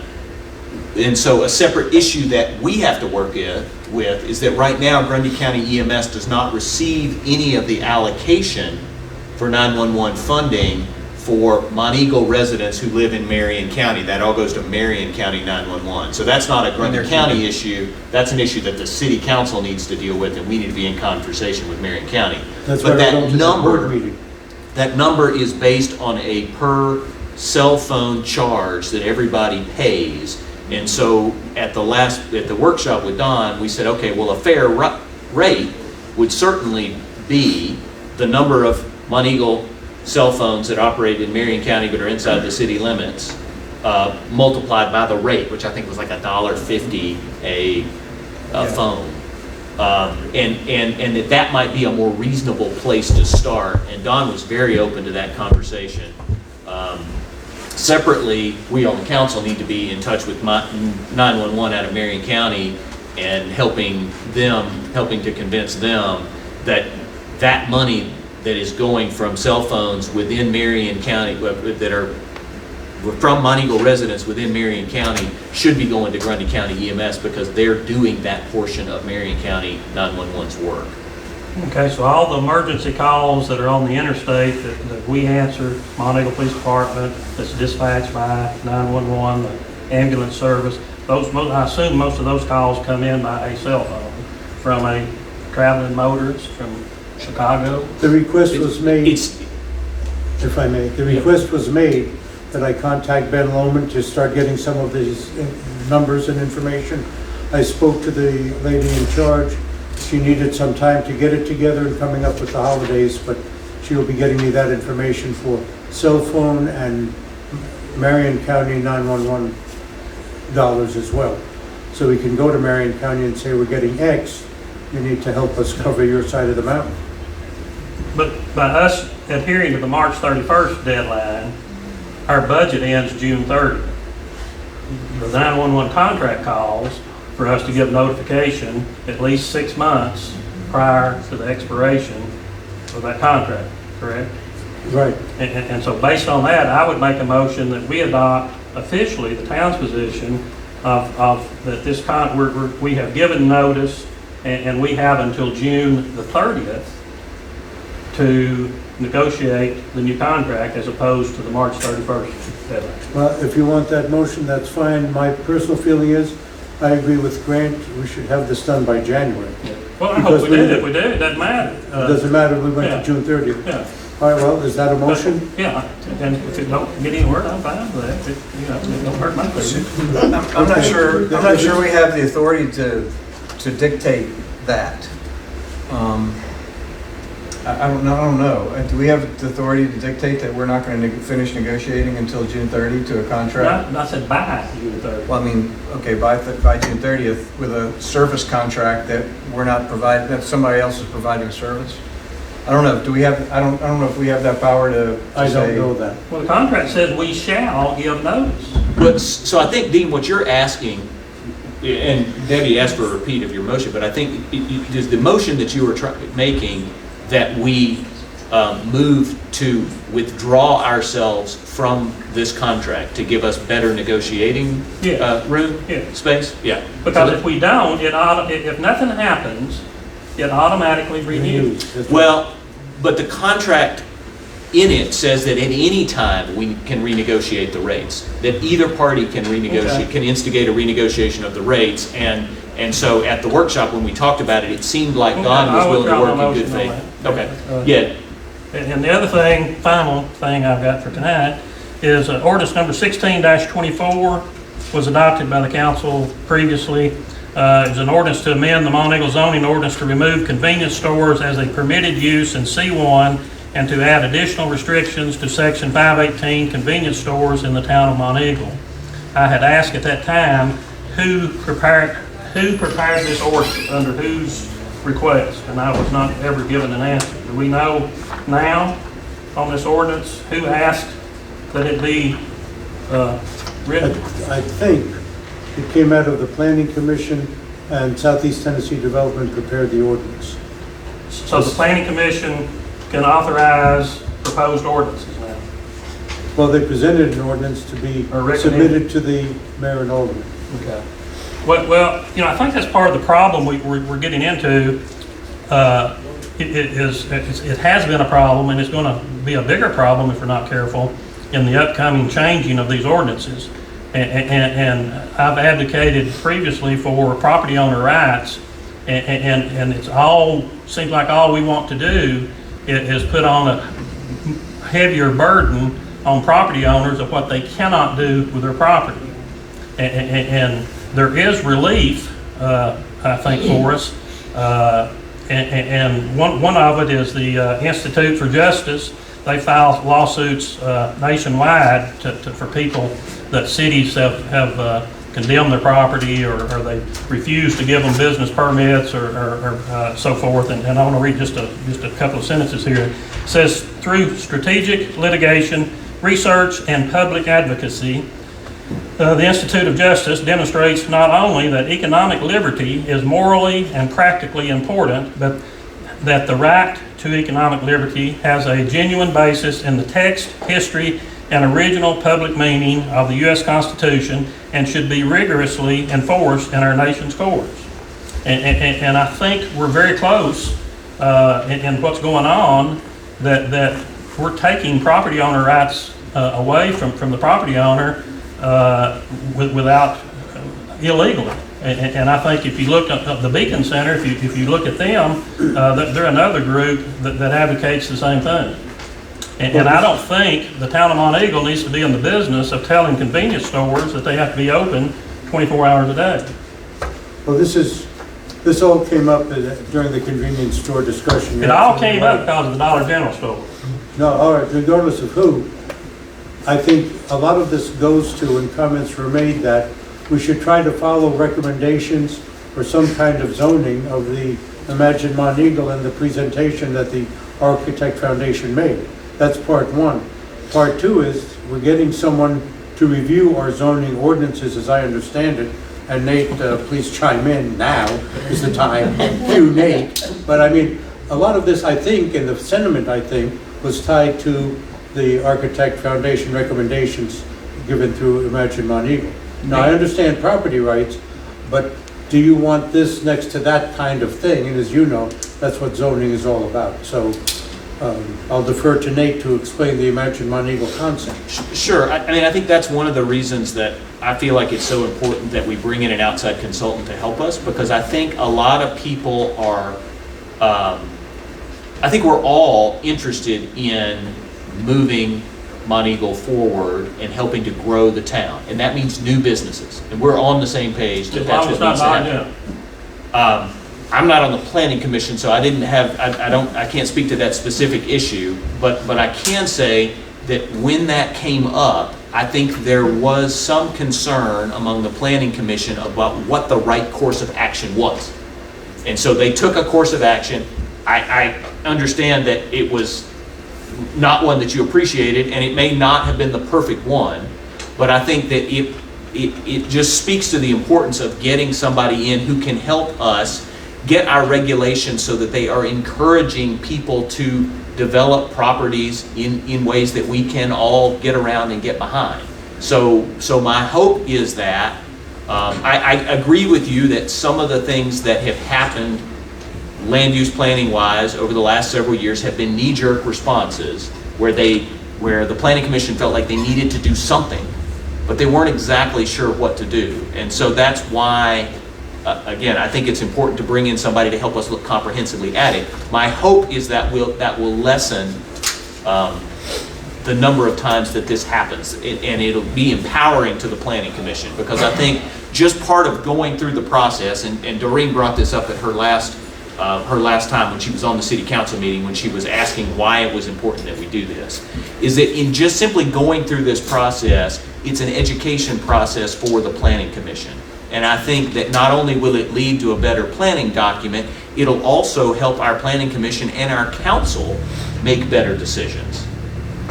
Well, I think the planning commission has become weaponized and uses whatever section they want to when developers come and are currently wanting to come and develop, and they say it's the hardest place to do business that they've ever been. And it shouldn't be that way. It's not just one person. It's not one developer. It is numerous developers. And that was one of the things that came out of the Imagine Monteagle report, is that a lot of our zoning ordinance is hard to understand, it's hard to conform with, and it's hard to implement, and a lot of it doesn't get us where we want to go.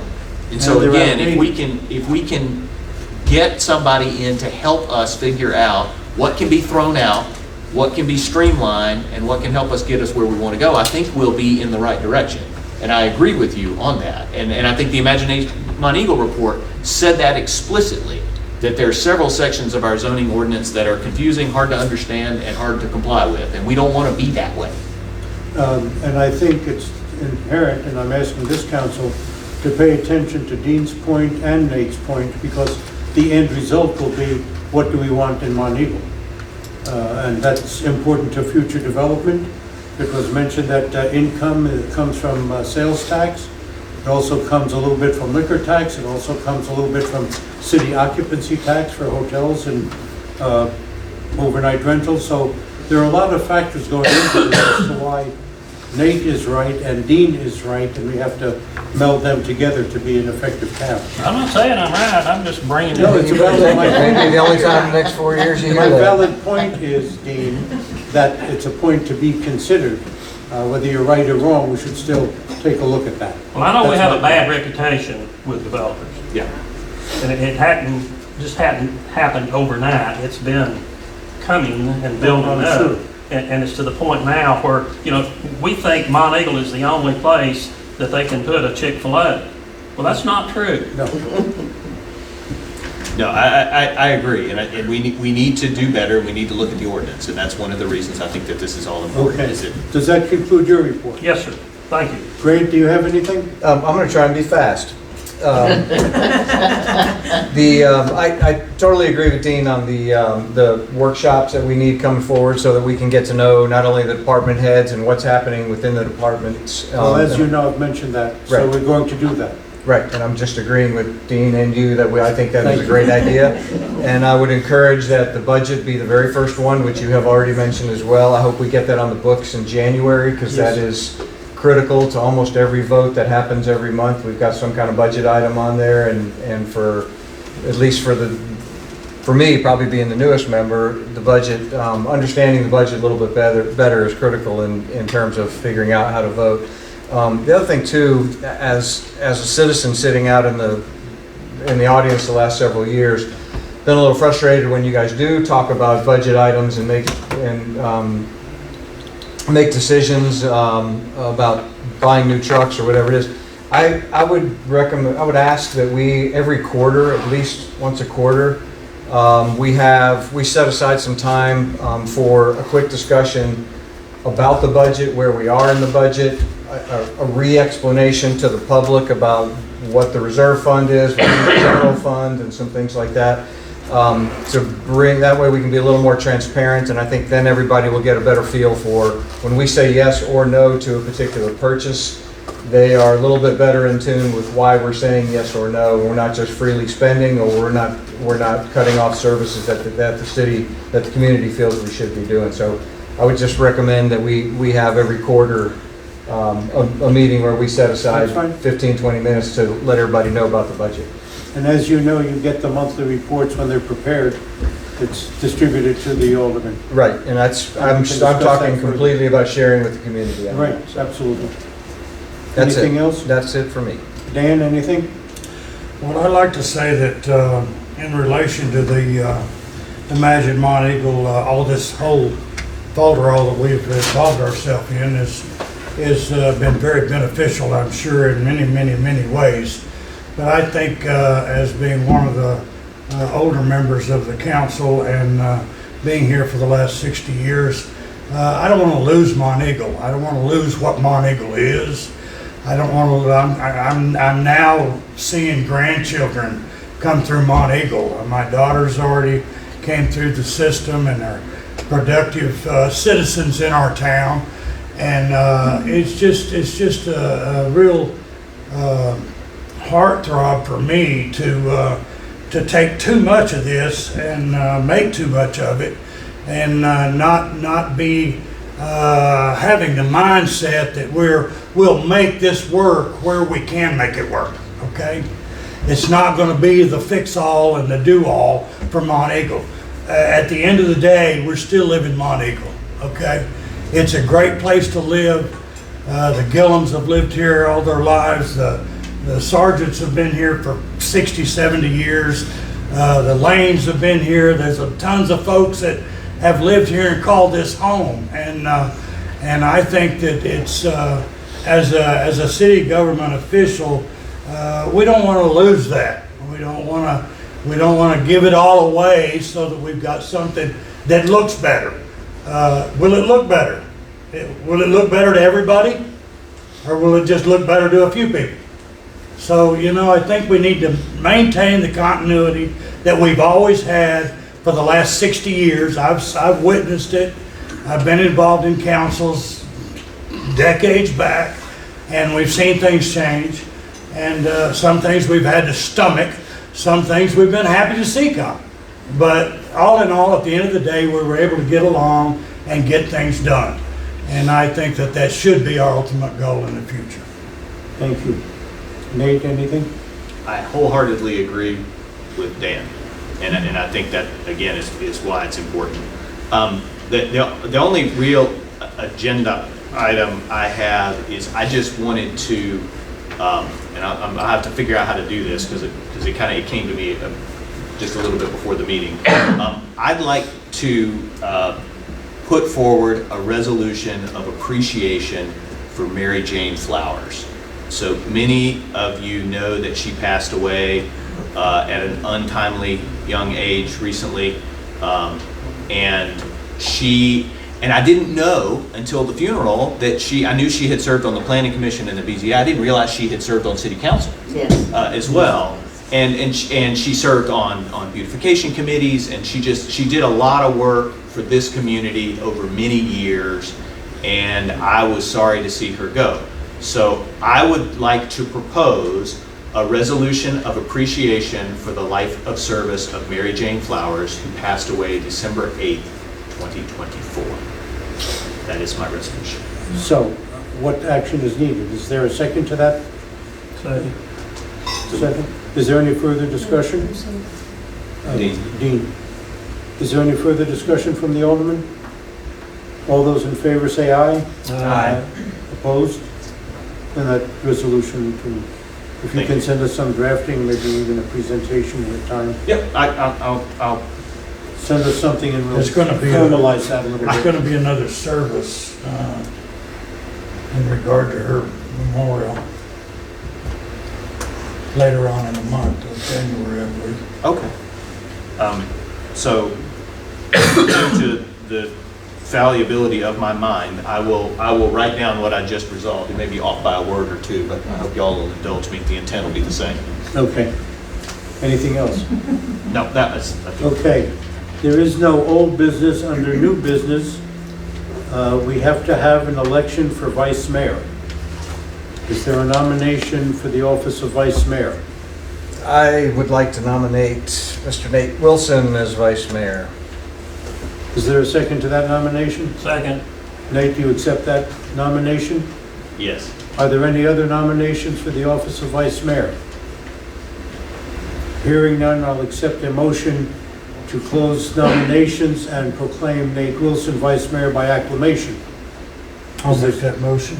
The Sergeant made the motion. Is there a second? Dean Lay seconded. I don't think there's much discussion since there didn't seem to be too many candidates vying for the position. All those in favor say aye. Aye. Opposed? I don't suppose it does me any good, does it? No. Let the record show I abstained. No, I voted for. Okay, that took care of that one. Grundy County Food Bank, Teresa Campbell. Are you here? No? Well, she wanted to be here. I'm sorry. Business permit, Lindsay Haler. Come forward. Sorry. Be prepared to answer 50 questions in 2 seconds. I will do my very best. There you go. Welcome. If you could give us a brief background or what you're thinking or what you need or say. Thank y'all. My name is Lindsay Haler. I'm originally from Wilmington, North Carolina. I lived in Alabama for 10 years and I started coming up to Tennessee to hike. I was just in awe of the beauty of this area and I wanted to live here. In 2015, I bought a log cabin on 17 acres in Tracy City, the metropolis of Tracy City, which I love. And my dream was always to open a business in Monteagle. I love Monteagle. It just reminds me of Mayberry, of a small town that I grew up in North Carolina. And so I just was very eager to open a business, but there was not a building for sale. I currently am a dermatology physician assistant for 17 years. I currently run Pinnacle Dermatology in Manchester. And I only know it by the Dr. Tenzing's office came up for sale in the summer. So I bought it. And what I'd like to do is I have, for years, when I'm talking to my patients in dermatology, been talking to them about, for instance, people who have inflammatory diseases, been talking to them about the intersection of nutrition and lifestyle with, how we feel, how our skin is. And what I realized is that when I wanted to, talk with someone about these things, I've had to go to Nashville. And so I was driving home from Nashville from a wellness clinic one afternoon, and I thought, I'm going to open a Nashville-type wellness clinic, but with Monteagle prices. And so I'm hoping to open Uplift Wellness and Aesthetics May 5th, 2025. I didn't realize it was Cinco de Mayo until a few days ago. But what I'd like to do is incorporate functional nutrition, which is where You still do what your conventional, your primary care doctor tells you, but you also incorporate diet and lifestyle changes in order to help your body heal. I would be offering, of course, what I've done for 17 years, which is dermatology. I would be offering some of those services, not at the extent that I'm doing right now at Pinnacle Dermatology. I would offer bioidentical hormones, weight loss counseling, some weight loss treatments. I myself have had to travel to Nashville for certain laser treatments, and so instead of doing that, knowing that some of my colleagues do the same, I thought, why not bring those same treatments here to Monteagle, which is a wonderful town that is close to so many other towns, Cowan and Winchester and Jasper and Tracy City, and I just thought it would be a wonderful place with the aesthetic of the mountain. People come here to hike, they come here for, if they're not, well, y'all live here, but people who are visiting and stuff, they come here to relax and to be a part of nature. And so that is one of the reasons that I chose Monteagle as opposed to another area. I love the town. I think it's beautiful. I love the people. They remind me a lot of my hometown in North Carolina, a small town that I come from.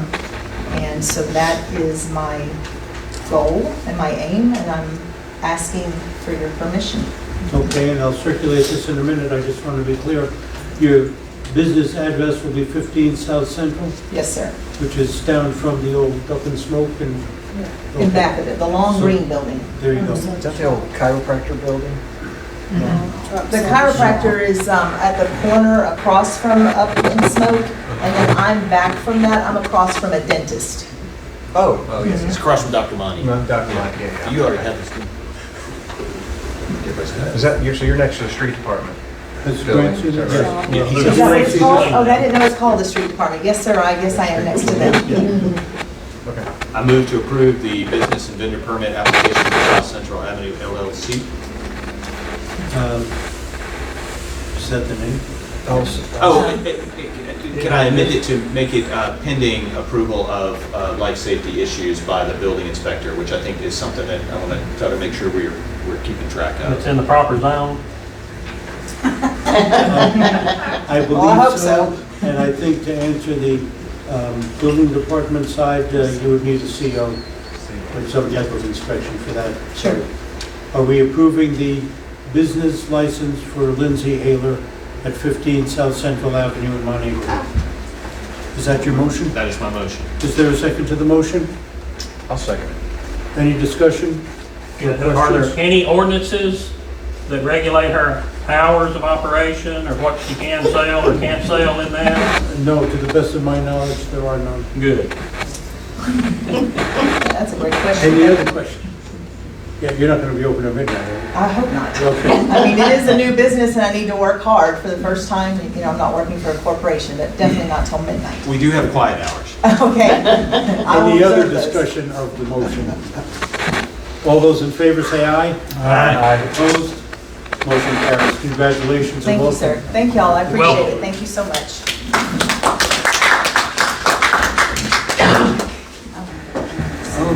Okay, and what else are we doing?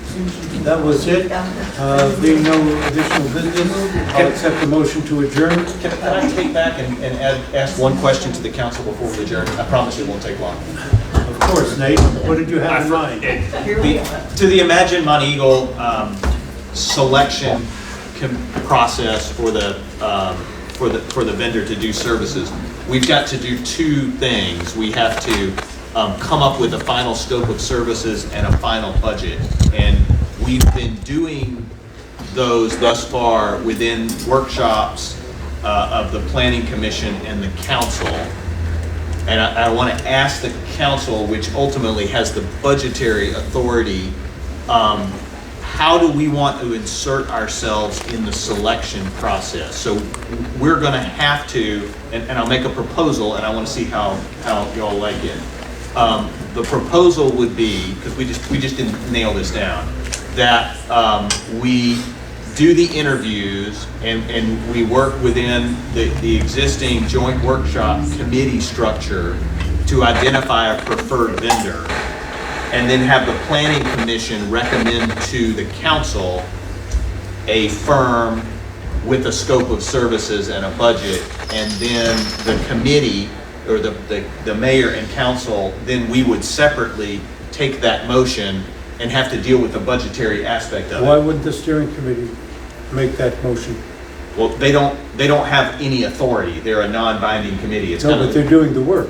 they are doing the work, so we just need to come up with a process for those that are empowered to actually make the decisions. And it should be us, but what do we need the planning commission for? I don't Yeah, the planning understand. commission seems like an added step. They're going to be included in discussions. I don't, because then they would have to vote, and we'd have to wait for the planning commission to go through a vote, and then we'd have to put it on our agenda. Yeah, once and it's refined and you've defined it, can the planning commission, any council member that attends, I'm sorry, Glenn, not to cut you off, but there's been enough input where a committee can report to a board, it's my feeling. Yeah, even though it's a citizen committee, so to speak, the steering committee, I mean, they ought to be able to present something to the city, just like a beautification board or anything else. The steering committee was appointed by the mayor, and Nate being the chairman. So I say that gives you that avenue to mayor and alderman. Okay. I just wanted to get input from y'all. And Is there any objection to my statements? No, but I would say by Nate making his statement, that if we adopted that, the council, we're saying, or are we saying that this is going to be a budget item in the upcoming budget year 25-26? Or is it just going to be a pass-through of a grant? I don't know who gets the grant, but I think you've done that on Mountain Goat Trail before. No, it's Town of Monteagle grant, so it will have to be a budget amendment. Okay. And right now, we have one vendor who has proposed a rough scope of services that is less than the total budget. We have a second vendor that has proposed a preliminary scope of services that is greater than the budget, and we have this third one that I'm going to reach out to that we don't know the budget. But so I think there's both going to be the opportunity to refine the scope and then get some final budget numbers, but it may very well be that our grant is for up to $65,000, so we will have to do a budget amendment to start it this budget year. We'll have to do a budget amendment within this budget year to start that process. It's liable that the final payment won't occur until the next budget year, so Yeah, I understand that, but it's like you're well. leaving a crack in the door there that the best one's 80,000, Town of Monteagle needs to kick in 15. Well, my position on that is I'd rather spend 15 on Christmas lights. Right. Well, we haven't gotten there. My position is. Well, as long as, I'm just clearing the air of where I am on it. I don't want anybody to say that I'm for supplementing a $65,000 study. Right. That's fine. That's fine. I don't know enough to try to do that. I just say, how do we want to make that process happen?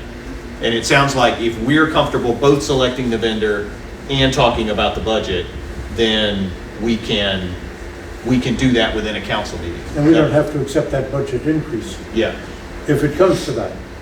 I mean, in your negotiations, you would refine it to try to hold it to the 65. Right. Well, so there was a conversation, just so everybody in the community knows, there was a conversation in the joint workshop that we had about whether or not we needed to repeat some of the public input that we had during the Imagine Monteagle process. Which may change the price. Which would change the price because it was very expensive to have them host those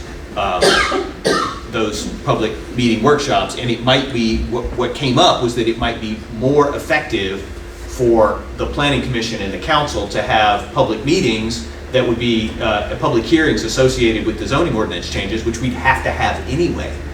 And so if we were willing to take that on, that could significantly reduce both of the budgets. So anyway, I just wanted to know where that process was going to happen. And it sounds like we don't need that the planning commission is an additional step. I think the steering committee ought to be able to make a motion to us as the council to consider. Great. I agree. And now everybody's involved in the process. Now I'm ready to adjourn. Sorry. I just wanted to Okay, make is sure there a about that. motion to adjourn? You don't want to So stay here moved. a while? Is there a second to the motion? I'll second the motion. Thank you. Dean wants to stay. All those in favor say aye. Aye. We are adjourned. Thank you.